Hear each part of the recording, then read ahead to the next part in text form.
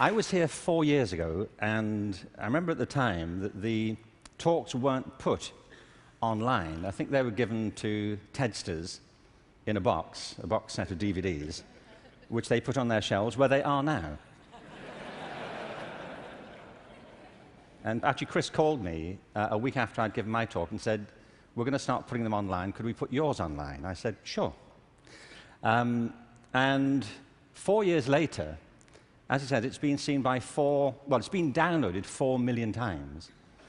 So I suppose you could multiply that by 20 or something to get the number of people who've seen it. And as Chris says, there is a hunger for videos of me. You know.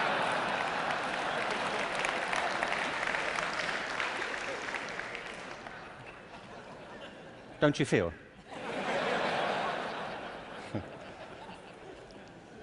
So this whole event has been an elaborate build-up to me doing another one for you, so here it is.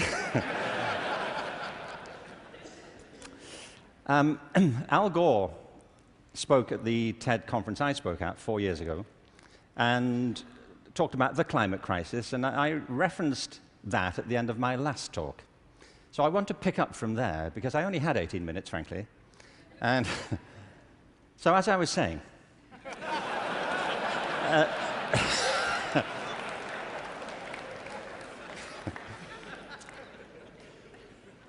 you see, he's right. I mean, there is a major climate crisis, obviously, and I think if people don't believe it, they should get out more. But I believe there's a second climate crisis, which is as severe, which has the same origins, and that we have to deal with the same urgency. And I mean by this, and you may say, by the way, look, I'm good. You know, I have one climate crisis. I don't really need a second one. But this is a crisis of not natural resources, though I believe that's true, but a crisis of human resources. I believe fundamentally, as many speakers have said during the past few days, that we make very poor use of our talents. Very many people go through their whole lives having no real sense of what their talents may be, or if they have any to speak of. I meet all kinds of people who don't think they're really good at anything. Actually, I kind of divide the world into two groups now. Jeremy Bentham, the great utilitarian philosopher, once spiked this argument. You know, he said there are two types of people in this world: those who divide the world into two types, and those who do not. Well, well, I do. And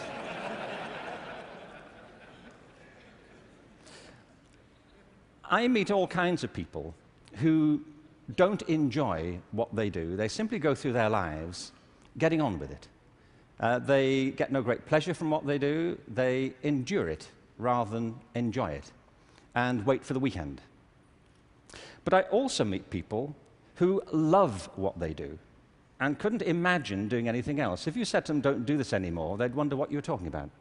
Because it isn't what they do, it's who they are. They say, "But this is me. You know, it would be foolish for me to abandon this because it speaks to my most authentic self." And it's not true of enough people. In fact, on the contrary, I think it's still true of a minority of people. And I think there are many possible explanations for it. And high among them is education. Because education, in a way, dislocates very many people from their natural talents. And human resources are like natural resources. They're often buried deep. You have to go looking for them. They're not just lying around on the surface. You have to create the circumstances where they show themselves. And you might imagine education would be the way that happens, but too often it's not. Every education system in the world is being reformed at the moment, and it's not enough. Reform is no use anymore, because that's simply improving a broken model. What we need, and the word's been used many times during the course of the past few days, is not evolution, but a revolution in education. This has to be transformed into something else.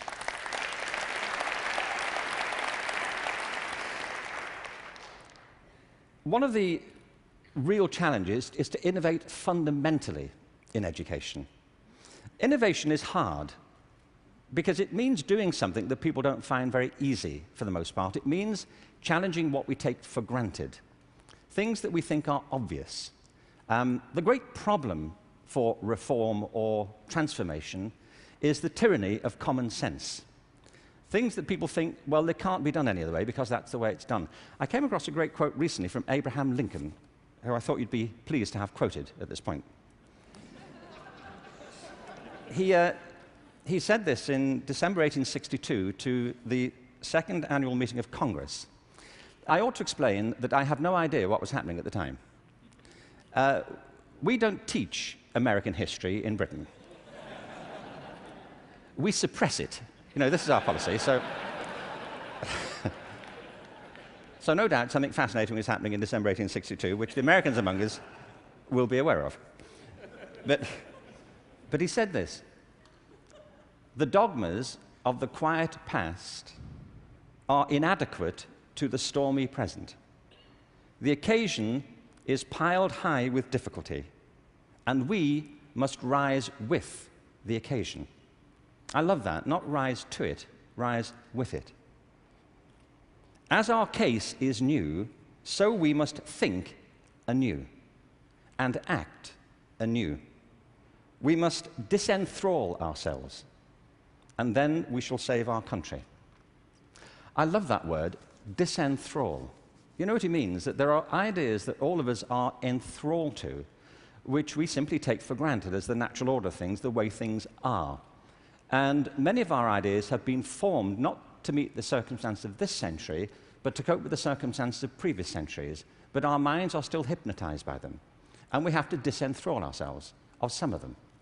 Now, doing this is easier said than done. It's very hard to know, by the way, what it is you take for granted.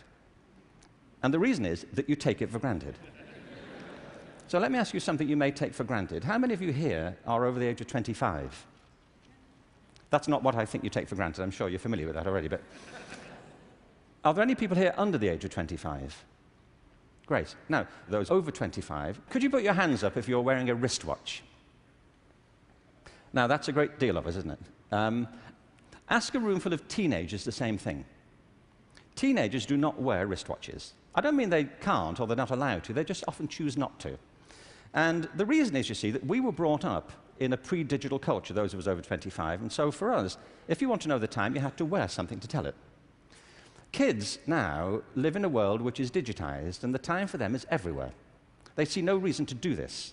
And by the way, you don't need to do it either. It's just that you've always done it, and you carry on doing it. My daughter never wears a watch. My daughter Kate, who's 20, she doesn't see the point. You know, as she says, you know, like, it's a single-function device. You know, like... Like, how lame is that? You know, and I say, no, it tells the date as well. You know, it has multiple functions. But you see, there are things we're enthralled to in education. Let me give you a couple of examples. One of them is the idea of linearity. That it starts here, and you go through a track, and if you do everything right, you will end up set for the rest of your life. Everybody who's spoken at TED has told us implicitly or sometimes explicitly a different story, that life is not linear, it's organic. We create our lives symbiotically as we explore our talents in relation to the circumstances they help to create for us.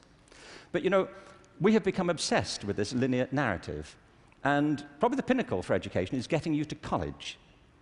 I think we are obsessed with getting people to college. Certain sorts of college. I don't mean you shouldn't go to college, but not everybody needs to go, and not everybody needs to go now. Maybe they go later, not right away. I was up in San Francisco a while ago doing a book signing. There was this guy buying a book. He was in his 30s, and I said, "What do you do?" And he said, "I'm a fireman." And I said, "How long have you been a fireman?" He said, "Always. I've always been a fireman." And I said, "Well, when did you decide?" He said, "As a kid." He said, "Actually, it was a problem for me at school, because at school, everybody wanted to be a fireman." He said, "But I wanted to be a fireman." You know, and he said, "When I got to the senior year of school, my teachers didn't take it seriously. This one teacher didn't take it seriously." He said, "I was throwing my life away if that's all I chose to do with it. that I should go to college, I should become a professional person, I had great potential, and I was wasting my talent to do that. And he said it was humiliating because he said it in front of the whole class, and I really felt dreadful. But it's what I wanted. And as soon as I left school, I applied to the fire service, and I was accepted. And he said, you know, I was thinking about that guy recently, just a few minutes ago when you were speaking about this teacher. He said, because 6 months ago, I saved his life. He said he was in a car wreck, and I pulled him out, gave him CPR, and I saved his wife's life as well. He said, I think he thinks better of me now.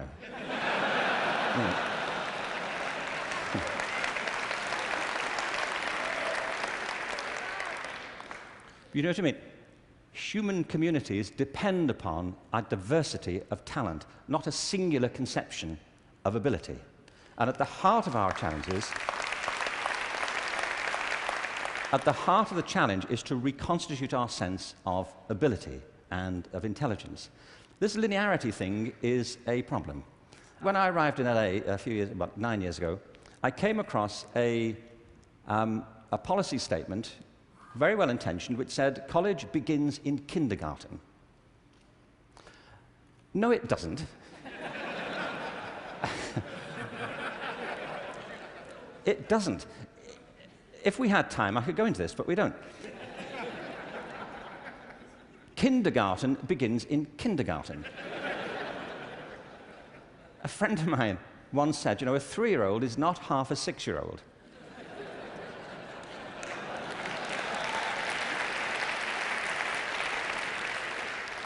They're 3. But as we just heard in this last session, there's such competition now to get into kindergarten, to get to the right kindergarten, that people are being interviewed for it at 3. Kids sitting in front of unimpressed panels, you know, with their resumes. Flicking through it, saying, what, this is it?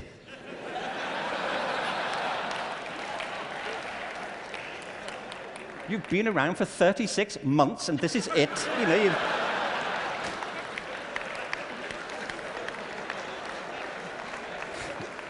you've achieved nothing. I mean, spent the first 6 months breastfeeding, what I can say. I mean, see, it's outrageous as a conception, but it tracks through. The other big issue is conformity. We have built our education systems on the model of fast food.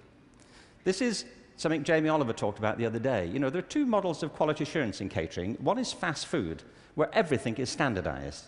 The other are things like Zagat and Michelin restaurants, where everything is not standardized. They're customized to local circumstances. And we have sold ourselves into a fast food model of education. And it's impoverishing our spirits and our energies as much as fast food is depleting our physical bodies.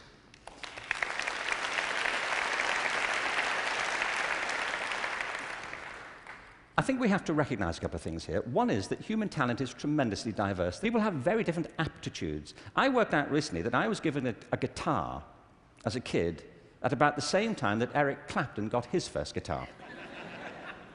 You know, it worked out for Eric, that's all I'm saying. You know, in a way, it did not for me. I could not get this thing to work, you know. No matter how often and how hard I blew into it, you know, it just wouldn't work. But it's not only about that, it's about passion. Often people are good at things they don't really care for. It's about passion and what excites our spirit and our energy. And if you're doing the thing that you love to do, that you're good at, time takes a different course entirely. My wife's just finished writing a novel, and I think it's a great book. But she disappears for hours on end. You know this. If you're doing something you love, an hour feels like 5 minutes. If you're doing something that doesn't resonate with your spirit, 5 minutes feels like an hour. And the reason so many people are opting out of education is because it doesn't feed their spirit. It doesn't feed their energy or their passion. So I think we have to change metaphors. We have to go from what is essentially an industrial model of education, a manufacturing model, which is based on linearity and conformity and batching people. We have to move to a model that is based more on principles of agriculture. We have to recognize that human flourishing is not a mechanical process, it's an organic process. And you cannot predict the outcome of human development. All you can do is, like a farmer, is create the conditions under which they will begin to flourish. So when we look at reforming education and transforming it, it isn't like cloning a system. There are great ones, like KIPS. It's a great system. There are many great models. It's about customizing them to your circumstances and personalizing education to the people you're actually teaching. And doing that, I think, is the answer to the future, because it's not about scaling a new solution. It's about creating a movement in education in which people develop their own solutions, but with external support based on a personalized curriculum. Now, in this room, there are people who represent extraordinary resources in business, in multimedia, in the internet. These technologies, combined with extraordinary talents of teachers, provide an opportunity to revolutionize education. And I urge you to get involved in it, because it's vital not just to ourselves, but to the future of our children. But we have to change from the industrial model to an agricultural model where each school can be flourishing tomorrow. That's where children experience life, or at home if that's where they choose to be educated with their families or their friends. There's been a lot of talk about dreams over the course of this few days. And I wanted just to, very quickly, I was very struck by Natalie Merchant's songs last night, recovering old poems. I wanted to read you a quick, very short poem from W.B. Yeats, who some of you may know. He wrote this to his love, Maud Gonne, and he was bewailing the fact that he couldn't really give her what he thought she wanted from him. And he says, "I've got something else, but it may not be for you." He says this: "Had I the heavens embroidered cloths, enwrought with gold and silver light, of blue and the dim and the dark cloths, of night and light and the half-light, I would spread the cloths under your feet. But I, being poor, have only my dreams. I have spread my dreams under your feet. Tread softly, because you tread on my dreams. And every day, everywhere, our children spread their dreams beneath our feet. And we should tread softly." Thank you. Thank you very much. Thank you very much.